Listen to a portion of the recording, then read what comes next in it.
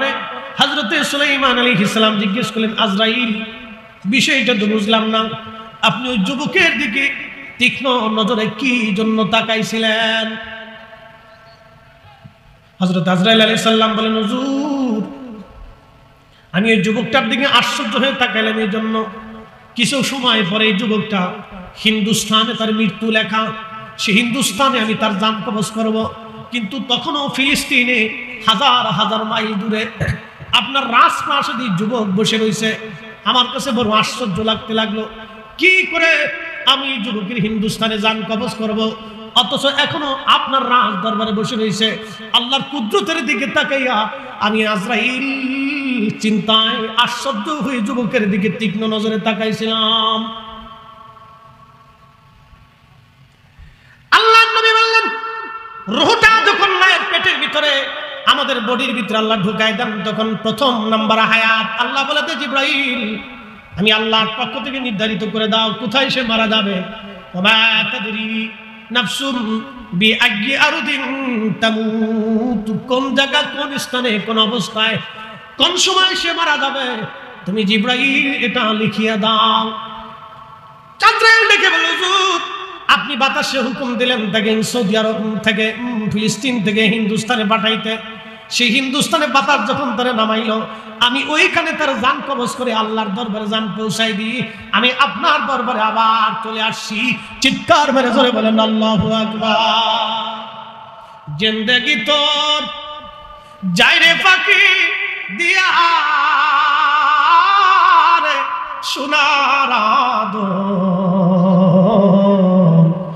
জিন্দেগি তোর যায় ফাঁকি দিয়া। ও আদম রে, কামিনের ওই কোলেতে কাল ঘুমেতে রইলি তুই, সারা নিশি কাটাইলি তুই ঘুমাইয়া ঘুমাইয়া রে সোনার আদর, জিন্দেগি তো যায় ফাঁকি দিয়া। কেন মাহফিল দরকার? কেন ঈদে মিলাদুন নবীর মাহফিল দরকার? কেন ঘরে ঘরে মিলাদ দরকার? কেন ঘরে ঘরে কোরআন খতম করার দরকার? তার বাস্তব প্রমাণ যদি দেখতে চান, আজকে আমি দেখলাম মিডিয়াতে পাকিস্তান থেকে একজন, বাংলাদেশে একজন গায়ক আসছে। ওই গায়কের গান শোনার জন্য আমার ঢাকা শহরের ধনীর আদরের দুলালেরা জিন্সের প্যান্ট পরে, হাফ প্যান্ট পরে, গেঞ্জি গায়ে দিয়া হাজার হাজার যুবক যুবতী বেহায়াপনা করতেছে। একবার জোরে বলা যাবে কি নাউজুবিল্লাহ? জিন্সের প্যান্ট পরে, গেঞ্জি গায়ে দিয়ে আমার দেশের নারী সমাজ, মুসলমানের সন্তান, মুসলমানের মেয়ে, কালমা পড়নেওয়ালা মুসলমানের মেয়ে জিন্সের প্যান্ট পরে হাজার হাজার নারী বেহায়াপনা করে ওই কনসার্টে হাজার হাজার নারী অর্ধলঙ্গ হয়ে নাচতেছে। এর অর্থ হচ্ছে আমার দেশের প্রত্যেকটা অঞ্চলে অঞ্চলে মাহফিল দরকার। আমার মিলাদুন নবী প্রত্যেকটা মসজিদে, ঘরে ঘরে, এলাকায় চালু হওয়া দরকার। প্রত্যেক ঘরে ঘরে রাসূলের কালিমের দুরূদ ও সালাম, মিলাদ কিয়াম চালু হওয়া দরকার। প্রত্যেক ঘরে ঘরে মুসলমানের কোরআন খতম হওয়া দরকার। কথা বলেন ঠিক না? নারে তাকবীর, আল্লাহু আকবার, রিসালাত, নারে গাউসিয়া, শাহিনশাহে মদিনা, আহলে সুন্নাত ওয়াল জামাত। এই বেদাতের তবকা দিয়ে, বেদাতের ভয় দেখিয়ে, বেদাতের দোহাই দিয়ে আমার দেশের কোরআন খতম উঠিয়ে দেওয়া হচ্ছে, মিলাদ শরীফ উঠিয়ে দেওয়া হচ্ছে, দোয়া উঠিয়ে দেওয়া হচ্ছে। মিলাদুন নবীর মাহফিলকে বন্ধ করে দেওয়ার জন্য আমার দেশের এক প্রকার ইহুদি দালালরা উঠা পড়ে লেখেছে, আমরা সুন্নিরা যতদিন পর্যন্ত জিন্দা থাকবো আল্লাহর জমিনে আল্লাহর নবীর মিলাদুন নবীর মাহফিল চালু থাকবে। হাত উঁচা করে বলেন ঠিক না? এই সমস্ত অপসংস্কৃতি আমার দেশে আপনি কল্পনা করতে পারবেন না। ধনীর আদরের দুলালগুলি, মেয়েগুলি অর্ধলঙ্গ হয়ে জিন্সের প্যান্ট পরে যেভাবে নাচতেছে, আপনার লজ্জা হবে যে এরা কি করে মা হয়। আপনার লজ্জা করবে যে এরা কি করে ভবিষ্যতে মা হবে। এই নারীর গর্ভ থেকে কি বাচ্চা জন্ম হবে? আগামীর প্রজন্ম, আগামীর বাংলাদেশ, আগামীর ইসলাম, আগামীর যুব সমাজ, আগামীর নারী সমাজ আমরা অন্ধকারে নিমজ্জিত হতে দিতে পারি না।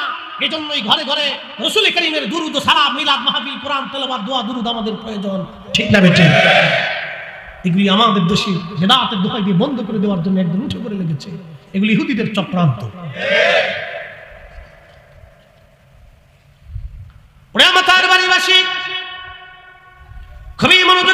কথাগুলি শুনে যাবেন। আল্লাহ রাব্বুল আলামিন আমাদেরকে বানাইলেন কি থেকে বানাইলেন? বলবেন হুজুর কেন সর্বপ্রথমে আপনি কথা বললেন? রক্ত যদি ভালো থাকে, যদি বীজ ভালো থাকে, গাছ ভালো হয়। কথা মনে রাখবেন, বীজ ভালো থাকলে গাছ ভালো হয়। তার বাস্তব প্রমাণ আমি আপনাদেরকে একটা ঘটনা দিয়ে যাই। বিশ্ববিখ্যাত ইমাম, বিশ্ববিখ্যাত একজন মুজাদ্দিদ, তার নাম হযরত ওমর ইবনে আব্দুল আজিজ। ইসলামের প্রথম মুজাদ্দিদ যাকে বলা হয়, হযরত ওমর রাদিয়াল্লাহু আনহুর পরে ইসলামে যাকে দ্বিতীয় ওমর বলা হয়। হযরত ওমর ইবনে আব্দুল আজিজ মুসলমানদের যখন তিনি খলিফা হওয়ার পর ওমর ইবনে আব্দুল আজিজ রাদিয়াল্লাহু আনহু, তিনার স্ত্রীর নাম ছিল ফাতেমা। ছোট্ট সন্তান কেবল হাঁটাহাঁটি করা শিখেছে। বাইতুল মালে নিয়ে যাওয়া হলো, রাষ্ট্রীয় কোষাগার। রাষ্ট্রীয় কোষাগারে যখন তাকে নিয়ে যাওয়া হলো, রাষ্ট্রীয় কোষাগারে অনেক কিছু জমা হয়েছে। তো তখন কিছু আপেলও ভিন্ন এলাকা থেকে রাষ্ট্রীয় কোষাগারে জমা হলো। ওমর ইবনে আব্দুল আজিজের ছোট্ট ছেলেটা বাইতুল মালে যায় দৌড়াদৌড়ি করতে করতে ওই আপেল দেখে ছোট্ট ছেলেটা দৌড়াই যাইয়া একটা আপেল হাতে নিয়ে মুখের মধ্য দিয়ে কামড় দিয়ে বাচ্চাটা খাওয়া শুরু করে দিল। ওমর ইবনে আব্দুল আজিজ দৌড়ে যাইয়া বাচ্চার হাত চেপে ধরলেন। বাচ্চার হাত চেপে ধরার পরে ওমর ইবনে আব্দুল আজিজ রাহিমাহুল্লাহ বাচ্চার মুখের মধ্যে চাপ দিয়ে ধরে আঙ্গুলটা দিয়ে মুখের মধ্যে যে আপেল ছিল, এই আপেলটা আস্তে করে টান দিয়ে বের করে নিয়ে আসলেন। বাচ্চার হাত থেকে যখন আপেল নিয়ে বাইতুল মালে রেখে দিলেন, ছোট্ট বাচ্চা অত কিছু বুঝে না, ওই ছোট্ট বাচ্চাটার সাথে সাথে কেঁদে ফেললো, কান্না শুরু করে দিল। তার স্ত্রী ফাতেমা ডাক দিয়ে বলেন, স্বামী আমার, আপনি আমার এতটুকুন বাচ্চাকে কষ্ট না দিলেও তো পারতেন, আপনি কেন এতটুকুন বাচ্চা তো বুঝে নাই? বাইতুল মাল থেকে না একটা ছোট্ট আপেলও নিয়ে গেছে, কি জন্য আপনি তারে কান্না করাইলেন? কি জন্য আপনি তারে কষ্ট দিলেন গো স্বামী আমার? ওমর ইবনে আব্দুল আজিজ ডাক দিয়ে বলেন, ফাতিমা বিবি আমার, তুমি জানো এটা বাইতুল মাল সরকারি কোষাগার, আর এই রাষ্ট্রীয় কোষাগার আল্লাহর পক্ষ থেকে আমাকে আল্লাহ খলিফা হিসেবে আমানতদার বানিয়েছে। আমার সন্তান একটা আপেল খেয়ে ফেলে দিবে, কিয়ামতের ময়দানে আপেলের জন্য আল্লাহর আদালতে আমার দাঁড়ায় থাকতে হবে। দুনিয়াতে তোমার সন্তান কান্না করুক, তাতে আমার কোনো আফসোস নাই, কিন্তু কিয়ামতের ময়দানে তোমার একটা সন্তানের আপেলের জন্য আমি ওমর ইবনে আব্দুল আজিজ এই রাষ্ট্রের হিসাব দিতে যাইয়া আল্লাহর আদালতে দাঁড়ায় থাকতে হবে। শাস্তির মুখাপেক্ষী কি হতে হবে? এই লজ্জা নেওয়ার আগে দুনিয়া থেকে বাচ্চা কান্না করলে আমার তাতে কোনো দুঃখ নাই। একবার জোরে বলা যাবে আল্লাহু আকবার। নারা চিৎকার করে বলেন আল্লাহু আকবার। এরা রাসূলুল্লাহর উম্মত। নবী বলেন উম্মতে কিয়ামতের আলামতের একটা আলামত হলো ওয়াদাউল আমানা, আমানতের খেয়ানত হবে, আমানতের খেয়ানত হবে, আমানতের খেয়ানত হবে। স্ত্রী স্বামীর আমানত নষ্ট করবে, স্বামী স্ত্রীর আমানত নষ্ট করবে, ভাই ভাইয়ের আমানত নষ্ট করবে, বোন ভাইয়ের আমানত নষ্ট করবে, বাবা সন্তানের আমানত নষ্ট করবে, সন্তান বাবার আমানত নষ্ট করবে, মা সন্তানের আমানত নষ্ট করবে। কল্পনা করতে পারবেন আমেরিকার একটা নারী তার বাচ্চাটাকে আমেরিকার একটা নারী তার 6 মাসের বাচ্চাটাকে ঘরের মধ্যে বন্দি রেখে তার বয়ফ্রেন্ডের সঙ্গে 10 দিনের সফরে সমুদ্রে ঘুরতে গেল। ওই বাচ্চাটা 3 দিন পরে মারা গেল না খেয়ে। চিন্তা করতে পারেন, এর নাম পরকিয়া। বয়ফ্রেন্ডের সাথে ঘুরতে গেছে। আমার বাংলাদেশে এরকম জিন্সের প্যান্ট পরা 7 গাইয়া কলেজ ভার্সিটির মেয়েরা এখন বয়ফ্রেন্ড আর গার্লফ্রেন্ড তালাশ করে বেড়ায়। আমি নাম দিয়েছি বয়ফ্রেন্ড আর গার্লফ্রেন্ড না, আমি নাম দিয়েছি কুত্তা ফ্রেন্ড। আপনার লজ্জা করা উচিত একটা বাবা হিসাবে। ওই নারীর বাবার লজ্জা করা উচিত। ও বাপ হতে পারে না, একটা হিজড়া, যার মেয়ে জিন্সের প্যান্ট পরে রাস্তা দিয়ে হাঁটতে হিজড়া। কয়েকদিন আগে দেখেছেন আদরের দনির দুলালিরা গুলশান বানানিতে মদ পান করে একটা আরেকটা চুল টেনে শিখতেছে। নারী জাতি যদি মদ পান করে সে নারী হতে পারে? ওই পেট থেকে কিসের জন্ম? আগামী প্রজন্ম কোথায় চলে যাচ্ছে আপনি কল্পনাও করতে পারবেন না। এজন্যই আমার দেশে বেশি বেশি ঘরে ঘরে নবীর দুরূদ সালাম মিলাদ কিয়াম কোরআন খতম দরকার। কথা কোন ঠিক কিনা?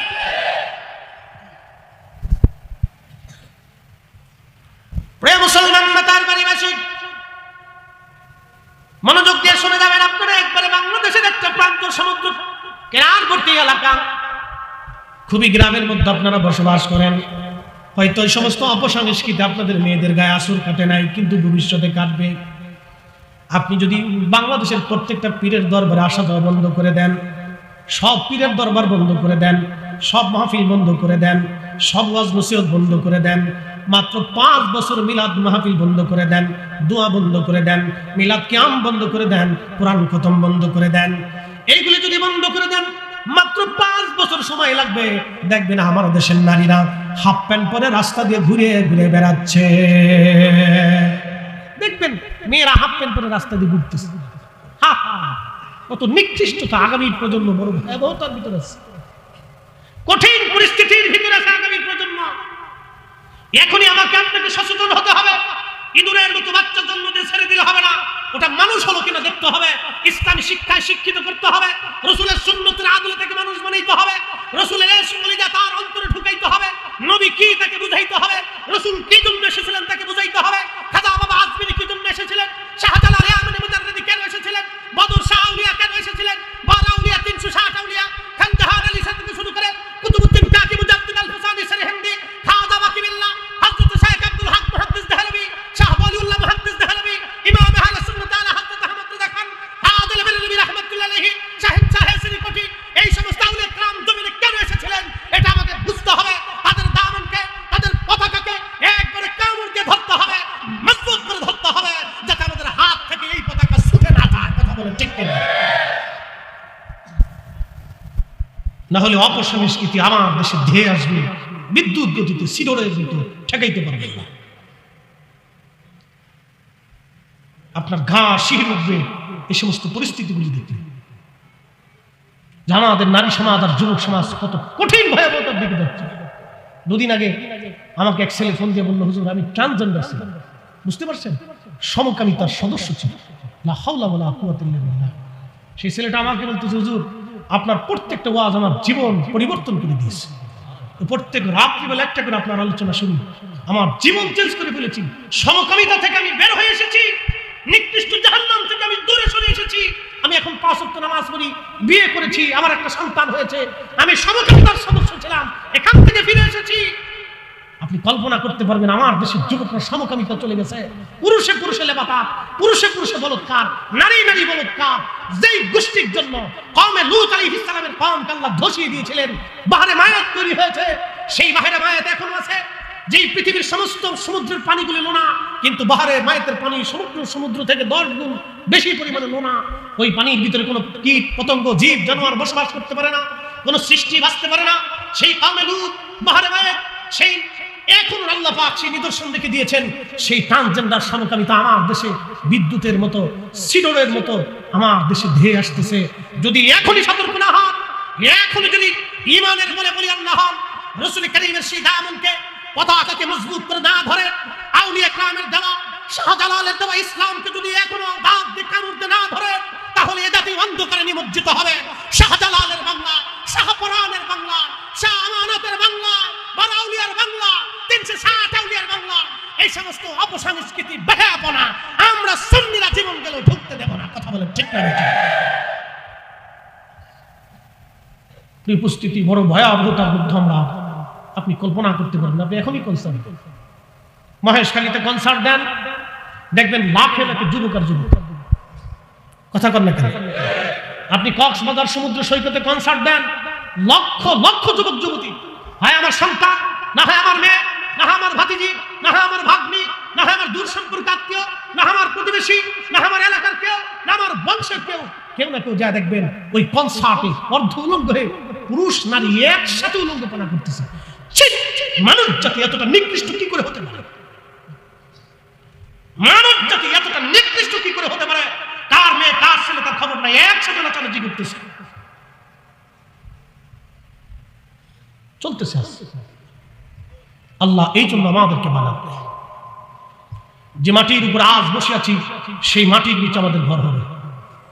কথা বলেন ঠিক কিনা? সেই মাটির নিচে আমাদেরকে ঘর হবে। আল্লাহ বলছেন, সুম্মা ইউমীতুকুম, তোমাদেরকে আমি মৃত্যু দিয়ে দেব, সুম্মা ইউহয়ীকুম, তোমাদেরকে আমি আবার আল্লাহ জিন্দা করব, সুম্মা ইলাইহি তুরজাউন, আমি আল্লাহ তোমাদেরকে আবার আমার দরবারে ইলাহির সামনে দাঁড় করাবো, বিচারের কাঠগড়ায় হিসাব নিকাশের জন্য তোমার জীবনের কর্মের হিসাব দেওয়ার জন্য আমি আল্লাহ তোমাকে দাঁড় করাবো। আহা, কি কঠিন সেদিন। প্রিয় মুসলমান, খুবই মনোযোগ দিয়ে শুনে যাবেন। সৃষ্টির একটু পরিক্রমা থেকে আলোচনা করে আমি আবার অন্যদিকে আলোচনায় চলে যাব। মনোযোগ দেন। এই যে দেহ আপনারা দেখেন, এই দেহটার সূচনা হলো বাদা খালকাল ইনসানি মিন তুরামিন তিন। মানব জাতিকে আল্লাহর সৃষ্টির সূচনা করলেন মাটি থেকে। সুম্মা জাআলা নাসলাহু, বংশ বিস্তার করলেন আল্লাহ। মিন সুলালাতিন মিন মাইন মাহিন। আল্লাহর কোরআন বলতেছে শরীরের নির্গত পানি যেটা পুরুষের পৃষ্ঠদেশ থেকে আসে, নারীর বক্ষ থেকে আসে, পবিত্র বন্ধন, বৈধ বন্ধন, বৈবাহিক বন্ধনের মাধ্যমে আল্লাহ ওই বাবা এবং মায়ের শরীর থেকে নির্গত পানি মায়ের রহমের ভিতরে একবারে নিরাপদ আধারে আমার আল্লাহ পাক সেই পানিটাকে জমা করেন। অথচ আমি কিছুই ছিলাম না, অস্তিত্বহীন আমি ছিলাম।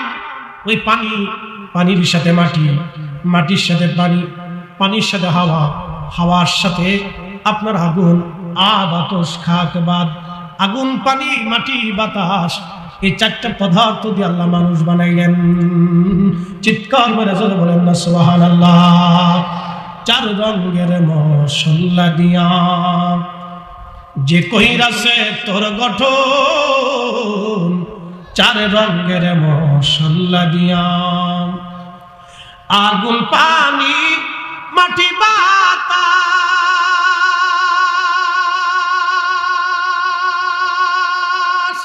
একই যোগে করিয়া প্রকাশ। আগুন, পানি, মাটি, বাতাস একই যোগে করিয়া প্রকাশ। ওরে দেখলি না তুই কইরা তালাশ, ওরে দেখলি না তুই কইরা তালাশ, কোন জায়গা সে মহাজন।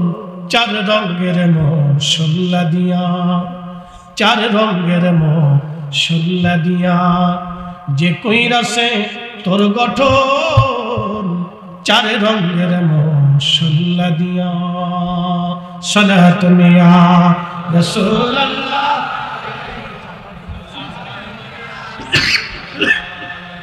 সালাতুন ইয়া রাসূলুল্লাহ, সালামুন ইয়া হাবিব। বন্ধুগণ আমার, ওই পানিটা আল্লাহ রাব্বুল আলামিন মায়ের রেহেমের ভিতরে নিয়ে আসেন। একটা বিশেষ জায়গা, পৃথিবীর সবচাইতে নিরাপদ জায়গা। আপনাদের কাছকে বুঝাই দিয়ে যায়, স্বামী স্ত্রী যারা হয়েছেন শরম লজ্জা করার কিছু নাই। ইচ্ছা তো অনেকের সন্তান জন্ম হবে, মিন সুলালাতিন মিন মাইন মাহিন সুম্মা জাআলা নাসলাহু, বংশ বিস্তার হবে আপনার। কারণ কোন নারী এবং পুরুষের বিয়ে হয়ে যাওয়ার পরে দেখবেন অটোমেটিক মন চেঞ্জ হয়ে যায়। ওই নারী বাচ্চা নেওয়ার জন্য পাগল হয়ে যায়, ওই পুরুষটাও বাচ্চার জন্য পাগল হয়ে যায়। এই অন্তরে মহব্বত যিনি তৈরি করে দেন, একবার বলেন তো সেই মালিকের নাম কি? এখন বাচ্চা তো নেবেন, আপনি কেমনে নেবেন, কখন নেবেন, কোন অবস্থায় নেবেন, কোন হালতে নেবেন, এই বিষয়টা যদি আপনি বুঝতে পারেন এবং আমল যদি আপনি করতে পারেন, তাহলে আপনার বাচ্চা মেধাবী হবে, আপনার সন্তান আমলদার হবে, আপনার সন্তানটা পরহেজগার হবে, আপনার সন্তান আল্লাহওয়ালা হবে। এই মাসালাটা বুঝে দেওয়াটা জরুরি। আমাদের বাড়িবাসী মা বোনেরা শুনিয়ে যান, বেহায়াপনা, বেপরদা, জানা, নাপাকি, হারামি, শারাবি, খারাবি থেকে ভালো কিছু আশা করা যায় না। আল্লাহু আকবার। ভালো কিছু আশা করা যায় না। এরপরে আল্লাহ রাব্বুল আলামিন বললেন, বান্দারে তুমি শোনো, আমি রব্বুল আলামিন সুম্মা জাআলনাহু নুতফাতান ফি করারিম মাকিন।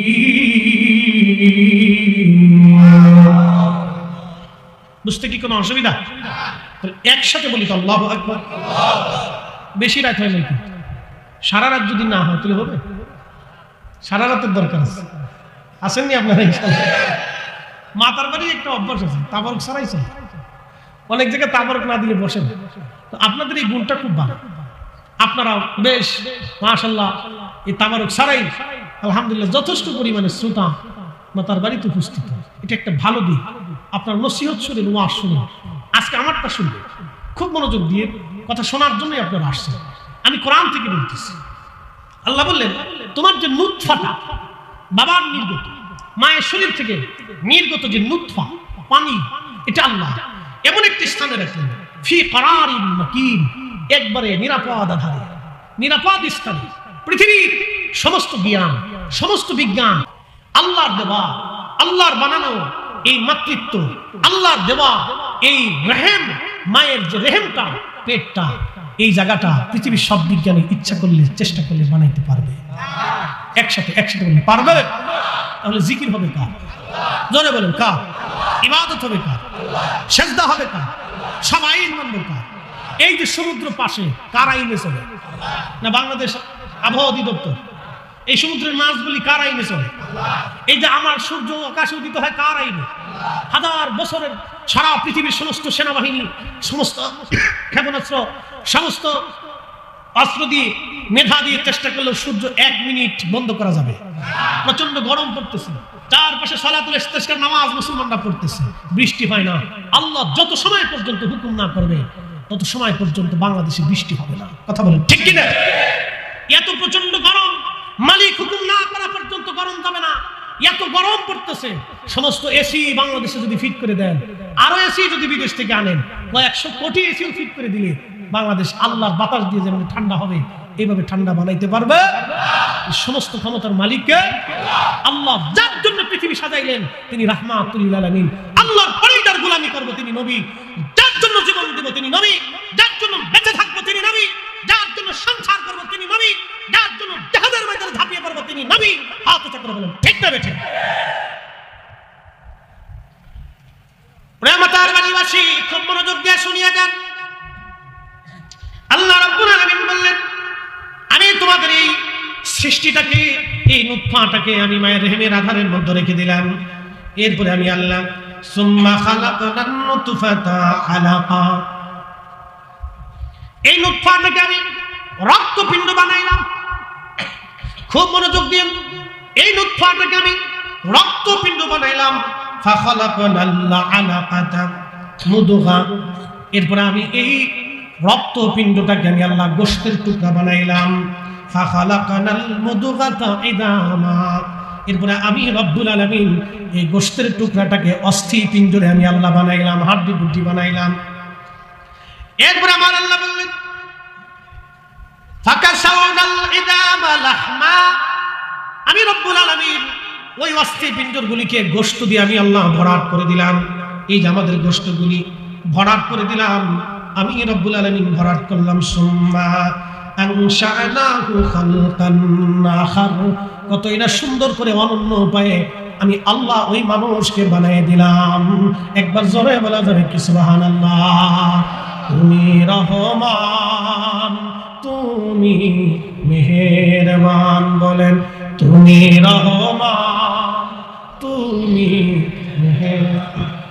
অন্ধ গাহে না শুধু তোমারই গুণগান, বলেন অন্ধ গাহে না শুধু তোমারই গুণগান, বুঝেও বুঝে না তবু শান, তুমি রহমান, তুমি মেহেরবান, বলেন তুমি রহমান, তুমি মেহেরবান। সালাতুল ইয়া রাসূলুল্লাহ আলাইকুম, আহা জবান খুলে সালাতুল ইয়া।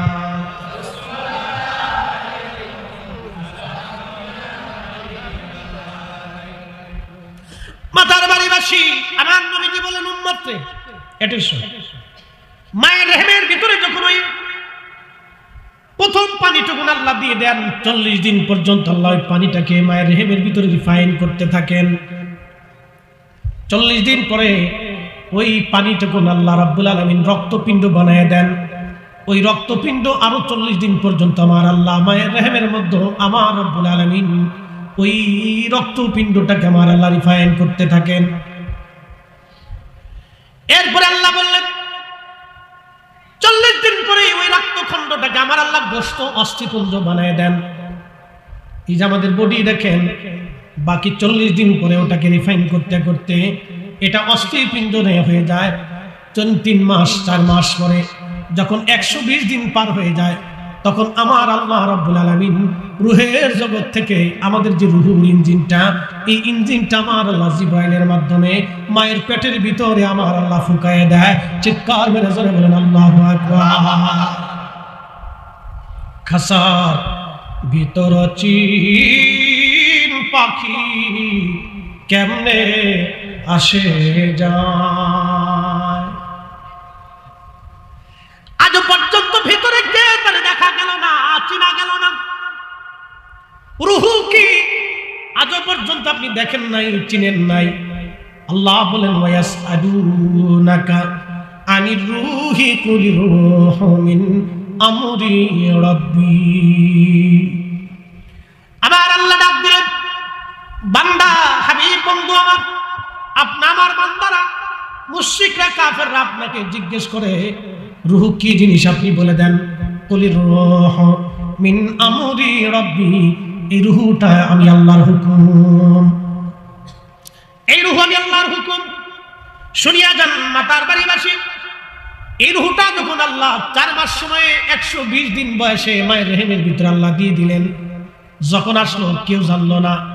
এই রূহটা নিয়ে আপনি দুনিয়াতে আসলেন, কিন্তু যখন রূহটা দেওয়া হয় আল্লাহ বলেন জিবরাইল রে 4টা জিনিস আমার বান্দার জন্য তুমি নির্ধারিত করে দাও আমি আল্লাহর পক্ষ থেকে। 1 নম্বর হায়াত, আমারে বান্দা কতদিন পর্যন্ত দুনিয়াতে বেঁচে থাকবে। সালাতুন ইয়া রাসূলুল্লাহ আলাইকুম,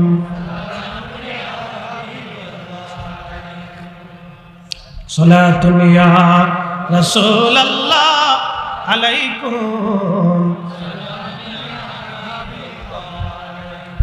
খবর লাও ইয়া রাসূলুল্লাহ, খবর লাও मेरे मौला मेरे आका, खबर ला सलातुन या रसूल अल्लाह अलैकुम। একটু জিকির করে আল্লাহ আল্লাহ আল্লাহ আল্লাহ আল্লাহ আল্লাহ আল্লাহ আল্লাহ আল্লাহ আল্লাহ আল্লাহ আল্লাহ।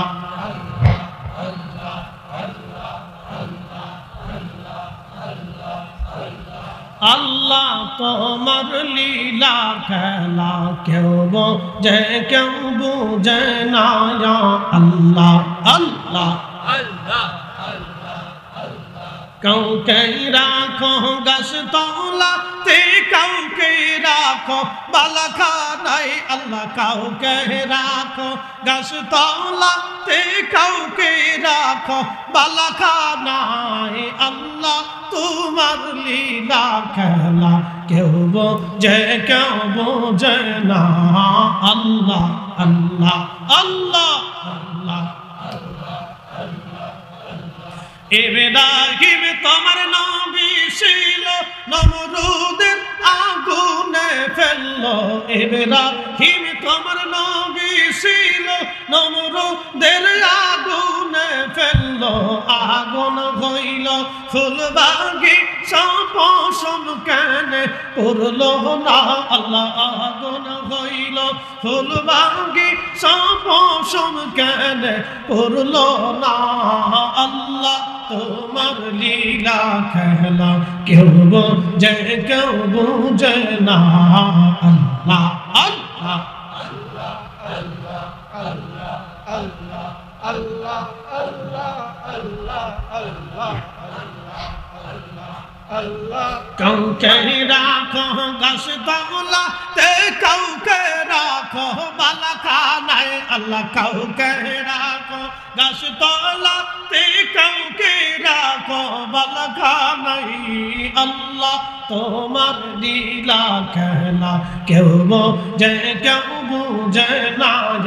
আল্লাহ আল্লাহ আল্লাহ আল্লাহ আল্লাহ আল্লাহ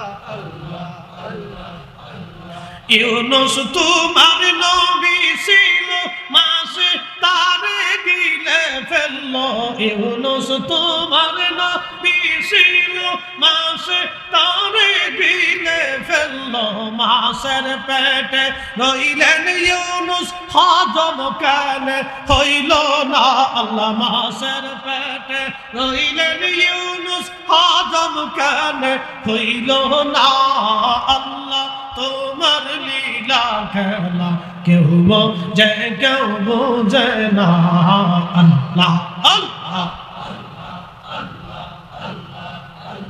কাউকে রাখো গাছ তলাতে কাউকে রাখো বালাখানায় আল্লাহ কাউকে রাখো গাছ তলাতে কাউকে রাখো বালাখানায় আল্লাহ তোমার লীলা খেলা কেউ বোঝে কেউ বোঝে না আল্লাহ আল্লাহ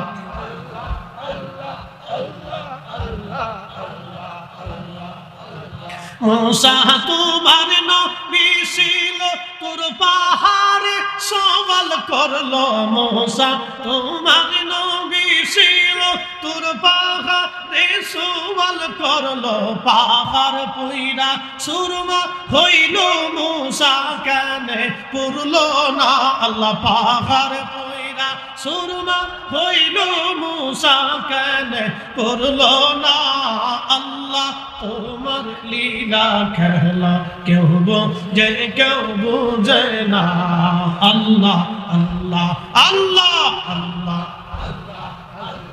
আল্লাহ আল্লাহ কাউকে রাখো গাছ তলাতে কাউকে রাখো বালাখানায় আল্লাহ কাউকে রাখো গাছ তলাতে কাউকে রাখো বালাখানায় আল্লাহ তোমার লীলা খেলা কেউ বোঝে কেউ বোঝে না আল্লাহ আল্লাহ আল্লাহ আল্লাহ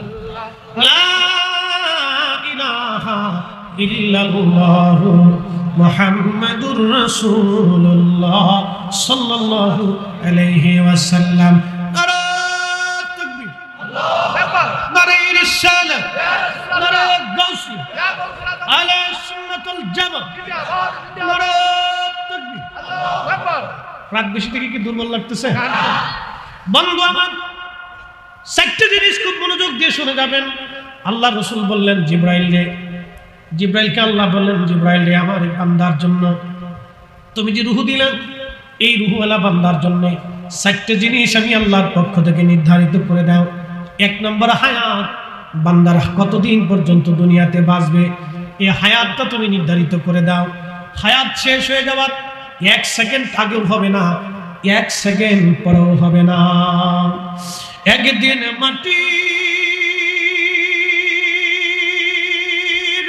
ভিতরে হবে ঘরে মনামা কেন বান্ধ দালান ঘর মনামার কেন বান্ধ দালান ঘর ওয়ালা ইউআখির আল্লাহু নাফসান ইযা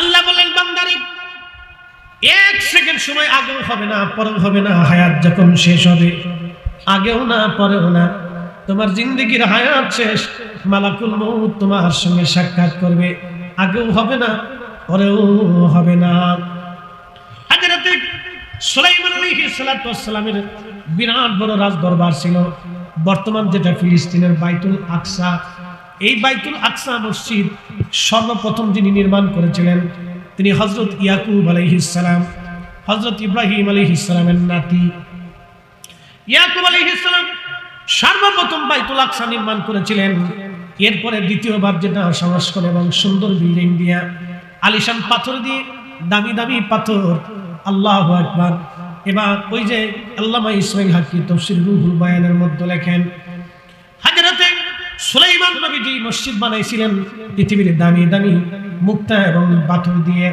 এই পাথরের আলো এতই আলো ছিল রাতের আধারে 16 মাইল দূর থেকে ফিলিস্তিনের নারীরা পাথরের আলো থেকে সুই দিয়ে তারা কাঁথা কাপড় সেলাই করতে পারত। একবার জোরে বলা যাবে আল্লাহু আকবার। আজ পর্যন্ত বিজ্ঞানে যেটা সম্ভব হয় নাই সেটা সুলাইমান নবী দেখাই দিয়ে গেল। তেলের গাড়ি তেলে চলে, হাওয়ার গাড়ি হাওয়ায় উড়ে, বিনা তেলে চালায় গাড়ি নবী সুলাইমান। আমরা সেই মুসলমান, আমরা সেই মুসলমান। কথা বলেন ঠিক কিনা? হযরত সুলাইমান আলাইহিস সালাতু ওয়াস সালাম রাজপ্রাসাদের মধ্যে বসে আছেন তিনি। তখন এক যুবক বসে আছে রাজদরবারে। আজরাইল মালাকুল মউত সুলাইমান আলাইহিস সালামের দরবারে মাঝে মধ্যে আসা যাওয়া করত। আল্লামা ইমাম আহমদ ইবনে হাম্বল কিতাবুজ জুহুদের মধ্যে তিনি লিখতেছেন, ওই যুবক বসে রইছে।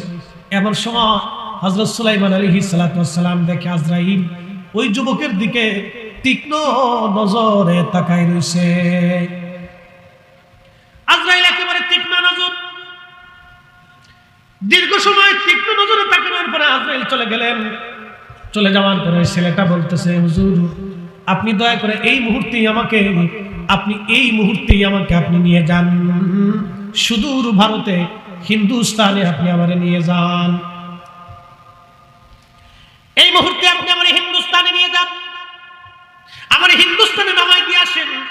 চিন্তা করেন, বর্তমান যেটা ক্ষেপণাস্ত্র, ইরান একটা ক্ষেপণাস্ত্র বানাইছে, যে ক্ষেপণাস্ত্রটা ঘন্টায় 2000 কিলোমিটার বেগে চলে যায়। ইসরায়েল এই জন্য ডরাইতেছে। দেখেন 4-5টা মারার পরে ইসরায়েল আর মারতে সাহস পায় নাই, ইসরায়েলও ডরাই ফেলছে, আর আমেরিকাও একটু ভয় ভয় পাইছে। আর সৌদির রাজা বাচ্চা, মধ্যপ্রাচ্যের জর্দানের রাজা, আর আরব আমিরাতের রাজা, তারা ইসরায়েলের পক্ষ নিয়েছে তলে তলে। এই সবকটাই মুসলমানের জাতীয় বেঈমান। ওদের দেশের মৌলবীরা আপনার দেশে আইসা তারাবির নামাজ 8 রাকাত পড়ানোর জন্য উঠে পড়ে লাগছে। ওদের দেশের তেল বিক্রি করে আমার দেশের শায়েখরা এই নামাজের ভিতরে বুকের উপরে হাত পেতে নামাজ পড়ে আমার মসজিদে ভেজাল বাঁধাইছে। ওদের দেশের মৌলবীরা এই দেশে আসিয়া আমার দোয়া বন্ধ করে দিচ্ছে, মিলাদুন নবীর শিরিক বলতেছে, আমার এই কুরআন খতম বন্ধ করে দিয়েছে, রিসালা সব বন্ধ করে দিতে যাচ্ছে, আল্লাহর ওলিদের দরবারে যাওয়াকে শিরিকের ফতোয়া দিচ্ছে। শাহজালালের জমিন, শাহপরানের জমিন, শাহমাকদুমের জমিন, বড় আউলিয়ার জমিন, 360 আউলিয়ার জমিনে এই নজদিবাদের ঠাই হবে না, ঠাই হবে না। হাত উঁচু করে বলেন ঠিক না বেঠিক?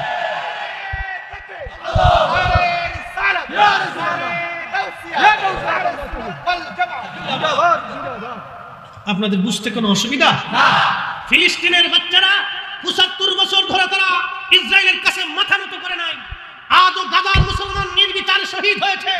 40,000-এর উপরে মুসলমান শহীদ হয়েছে, 80,000-এর উপরে মুসলমান আহত হয়েছে। অনেকের মা মরে গেছেন, পরিবার শেষ হয়ে গেছে, পরিবারের সদস্যরা শেষ হয়ে গেছে, ছোট্ট বাচ্চা এতিম হয়ে গেছে। তারপরও বাচ্চাকে যদি জিজ্ঞেস করা হয় কেমন আছে, বলে আলহামদুলিল্লাহ। বাচ্চা বলে হাসবুনাল্লাহু নি'মাল ওয়াকিল, নি'মাল মাওলা ওয়া নি'মান নাসির। সৌদি আরবের রাজা বাচ্চারা, আমির উমরারা, যারা 30-32টা বউ বিয়ে করে আলিশান আরাম করে খালি নেশা করে বেড়াচ্ছে, ওদের শেখা উচিত ফিলিস্তিনের বাচ্চা থেকে ঈমান নেওয়া উচিত, ফিলিস্তিনের মা থেকে ওদের মায়েদের ঈমান নেওয়া উচিত, ফিলিস্তিনের ছোট্ট মুজাহিদ থেকে ওদেরকে জিহাদ শেখা উচিত, ফিলিস্তিনের ছোট্ট বাচ্চা থেকে ওদেরকে ঈমানি দেশভক্ত হওয়া উচিত। এর অর্থই হচ্ছে ফিলিস্তিনের একটা ছোট্ট বাচ্চার জুতার ওজনের সমান সৌদির মধ্যপ্রাচ্যের রাজা বাচ্চারা হতে পারে না। আপনারা আমাদেরকে খালি বেদাতি বেদাতি বলে চিৎকার করেন না? হ্যাঁ, এদেশে কাদেরিয়া, চিশতিয়া, নকশবন্দিয়া, সোহরাওয়ার্দী, দামি, ওসমানিয়া, ওয়াইসি, এই সমস্ত তরিকা যদি না আসতো, পীর মাশায়েখ না আসলে দেশে ইসলামের অস্তিত্বই খুঁজে পাওয়া যেত না, কালেমার আযানের অস্তিত্ব খুঁজে পাওয়া যেত না।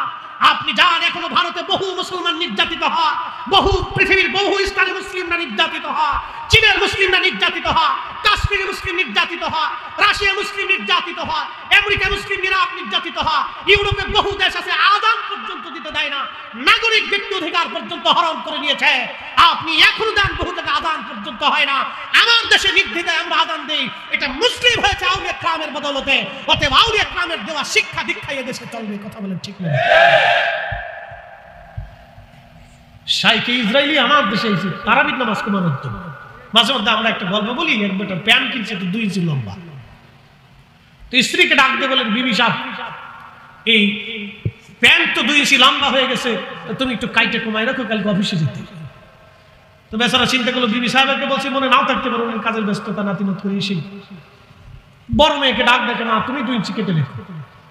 চিন্তা করলো মনে নাও থাকতে পারো, 2 ইঞ্চি লম্বা হয়ে গেছে, বিরাট বিপদ। মেজো মেয়েকে বলছে, মা তুমি 2 ইঞ্চি কেটে কমে রেখো। সেজো মেয়েকে বলছে, মা তুই 2 ইঞ্চি কাটিস। সবাই বলছিলাম মনে নাও থাকতে পারে, তুমি কিন্তু 2 ইঞ্চি কেটে রেখো। রাত ধরে সবাই 2 ইঞ্চি করে কাটছে। সকালবেলা বেটা ফুল প্যান্ট পরবা যায়, হাফ প্যান্ট হয়ে গেছে। তো নজদিবাদ ইসলামটারে কাটতে কাটতে ওরা হাফ প্যান্ট বানানোর বুদ্ধি করছে, আমরা এটা হতে দিতে পারি না। আপনাকে বুঝে যেতে হবে মাতার বাড়িবাসী, আমার দেশের কেন যুবতীরা আজকে ফুল প্যান্ট পরে? কি কথা কন না কেন? 2 দিন আগে দেখলাম সিলেটের মসজিদের ভিতরে ফুটবল খেলতেছে, জুতা দিয়ে বাইরে গিয়া এদেশ থেকে ইহুদিবাদের বীজকে উঠাই দিতে হবে। কথা কন না কেন? হাত উঁচা করে বলেন, এই না হাত উঁচা করে বলেন, জোরে বলে। আল্লাহর ঘরের মসজিদে যারা ফুটবল খেলে, টেলিভিশন দেখতে চাই, লামাজের দল, জুতা দিয়ে বাইরে ওদেরকে মসজিদ থেকে এলাকা ছাড়া করা উচিত। কথা বলেন ঠিক কি? মুসলমান কি করতে পারে? কল্পনা করতে পারবেন কত দূর পর্যন্ত অগ্রসর হচ্ছে? আর আমরা যখন এই কথাগুলি উচ্চ বাচ্চা বলি, তখন ওরা বলে মাজার পূজারি, পীর পূজারি, বেদাতি, মাজার পূজারি, পীর পূজারি, বেদাতি, মাজার পূজারি, পীর পূজারি, বেদাতি। পাইছে 3টে শব্দ। কি কথা কন না? 3টে শব্দ হচ্ছে, মাজার পূজারি, পীর পূজারি, বেদাতি। আরে বেটা, এদেশে কাদিরিয়া, চিশতিয়া, নাশবন্দিয়া, মুজাদ্দিদিয়া, সোহরাওয়ার্দিয়া, ওসমানিয়া, নিজামিয়া, সিলসিলা, তরিকা, পীর, মাঝহের, এরা যদি না থাকতো ইসলাম কি এদেশের জমিনের মানুষ চিন্তাই করতে পারতো না। অতএব আউলিয়া কেরামের দেওয়া দেখে ইসলামের দেশে চলবে, ঠিক কিনা? আফসোস আজকে উম্মতের জন্য কঠিন পরিস্থিতির সম্মুখীন আমরা। আমাদেরকে একবার উহুদ পাহাড়ের মতো শক্ত থাকতে হবে।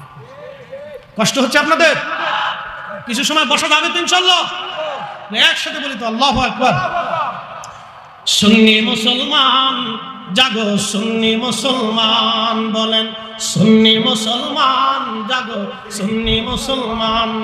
ময়দানেতে প্রমাণ হবে, ময়দানেতে প্রমাণ হবে আসল ঈমান।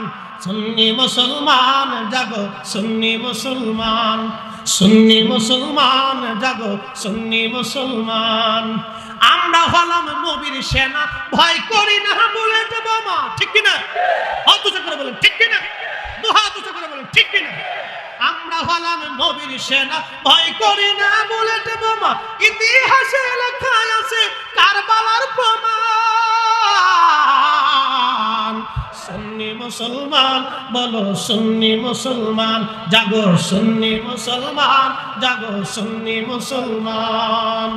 সালাতুন ইয়া রাসূলুল্লাহ আলাইকুম, সালামুন ইয়া হাবিবাল্লাহ আলাইকুম, সালাতুন ইয়া রাসূলুল্লাহ সালামুন ইয়া হাবিবাল্লাহ আলাইকুম। খালি মনোযোগ দিয়ে শুনিয়া যান বাবাজি।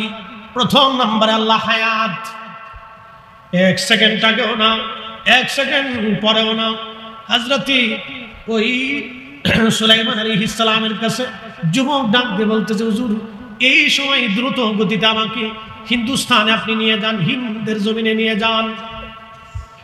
খোদারি পয়গম্বর সুলাইমান আলাইহিস সালাম বাতাসকে বললেন, বাতাস দ্রুত গতিতে তাকে হিন্দুস্তানে নিয়ে যাও।